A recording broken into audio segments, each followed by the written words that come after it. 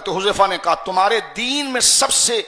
تمہارے دین سے جو چیز، اللہ اکبر، فرماتے ہیں حضرت حذیفہ مومن کے دین میں سے سب سے پہلے جو چیز کم ہوگی نا وہ خشوع ہے۔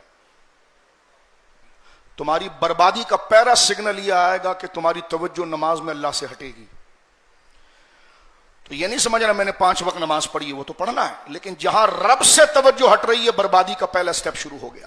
حضرت حذیفہ کہتے ہیں بندے کے دین میں جو چیز سب سے پہلے گم ہو جاتی ہے، کھو جاتی ہے، وہ نماز سے خشوع کا چلا جانا ہے، یعنی نماز میں اللہ کی یاد کا چلا جانا ہے، اس کے غور کا چلا جانا ہے۔ نماز پڑھ رہا ہے لیکن ایسے پڑھ رہا ہے جیسا بہت اس پر بوجھ ہے۔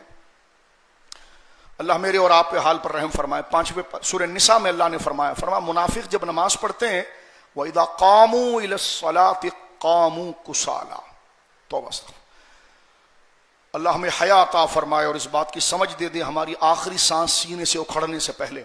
منافق وہ ہوتا ہے جس کا ظاہر اسلام ہوتا ہے، دل میں اسلام نہیں ہوتا۔